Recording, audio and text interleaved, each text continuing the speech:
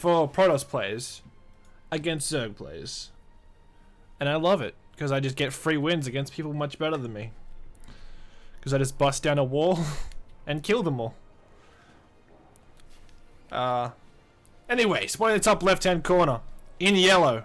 For Embers, here's darksparx.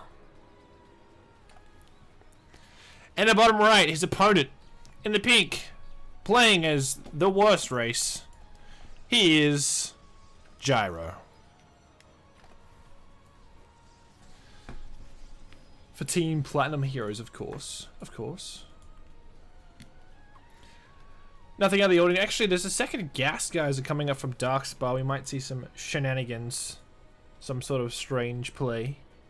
Perhaps battle cruisers? Anything is possible. Our first match of the day is going to be in the Gold League. I think it's Gold 1 and below. And we're going to be slowly ascending through the ranks until we go up to Diamond 2. It's going to be an all-kill format. 5 players from each team. This is game number 1. Let me just turn up some SC2 volumes.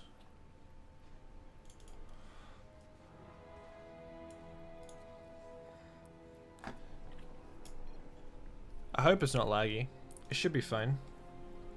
Here comes the factory. What happens with the factory? No natural. Probe will not get a good scout off. It dies before it could see anything really too juicy. What is this going to be? Is it going to be Cyclones? Is it going to be Banshees? Whatever it is, it looks like it's off one base at the moment. Extra gate coming down from Gyro. He knows you're probably a little bit more units to defend against someone that isn't on a second base yet. What is this gonna? Is this gonna be some sort of one base tank push? I'm liking it. I'm liking it. It's gonna spice the game up a lot.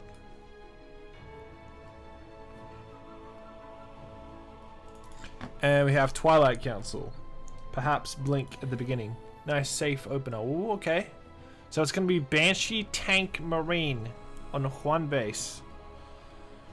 This is a lot of gas. He does need a lot of gas. For Cloak. And for tanks. And for those Marines, they cost so much gas. Okay. Pretty standard opening here from Gyro.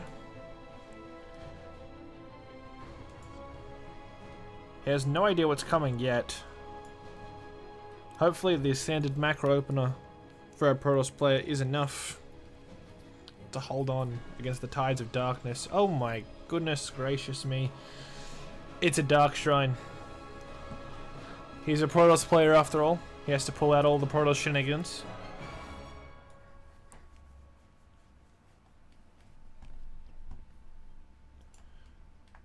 The music just died. All of a sudden. Where'd you go? Come back. Hey, how you doing? Alright. It's gonna be a one base tank all in.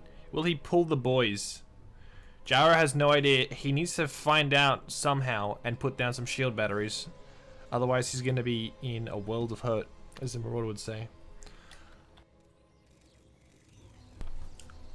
DTs will be out, and that's gonna be huge in the defense. This wall off isn't gonna help. It's actually going to be more of a hindrance than a help. You can't get out and be annoying to the tanks. He's going to be bottlenecked through a little gap, which would be good against Hellions, bad against this. Perhaps darksparx is messing with the meta a little bit. Perhaps he understands that Protoss players wall off, and that walls are bad against tanks, because you can just kill 3 gateways or however many for free. First Banshee goes in. Instead of going for probes, it is going to go for a Stalker, which more can be warped in. There is already a probe out. Oof. Magnet. Why did my brain not understand that? Oh my god, the tank's pushing right up in front of these Stalkers. They could follow Magnath.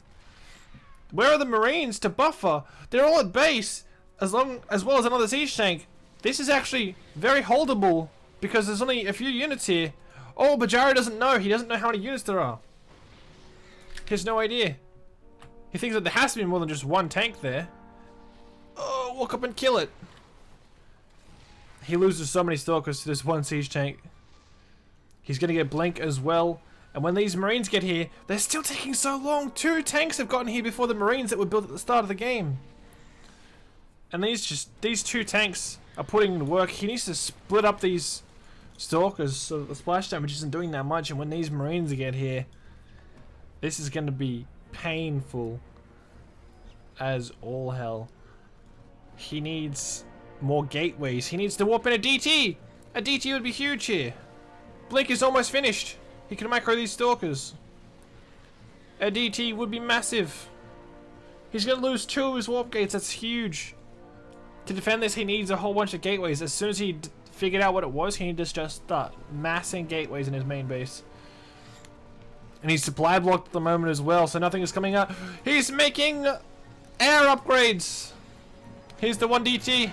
How many scans have we got at home? Plenty. Almost 3. No, attack! DT, do your thing! I think he wants to get on top of the siege tanks. But he's not going to get on top of the siege tanks if he doesn't murder all these Marines. You want to try and spread these DTs out so that you can't just take them out in one scan, but darksparx isn't paying attention, doesn't see the DTs. Or he's not reacting to them at least. This could be huge! He's killing all the siege tanks! He could survive off this. All he needs to do is live.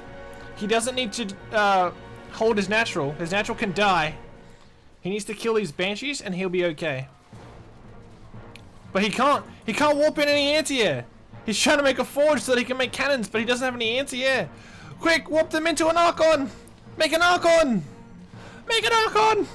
You can do it! Does he still have the observer? Is the Archon going to be able to survive long enough? He can warp in another DT. He should be focusing down this Archon. It's huge if he kills this Archon. It's game ending if he kills this Archon. The Archon might hold this. He might hold. Oh, where's the observer? Oh, there is no observer, but it's not invisible. Okay, it is invisible now. Where's the observer? It's at the natural. The Archon's getting so low. That's his only anti-air. Run! Run! No! This observer. The game-ending observer. This DT is doing so much work. But there's literally nothing he can build that's anti-air. He can't build a single anti-air. I don't know if darksparx knows this. He's not killing the probes. Oh my goodness. He can warp in DTs in the main base. No, he doesn't. He can't warp in DTs anymore. He could warp in a zealot.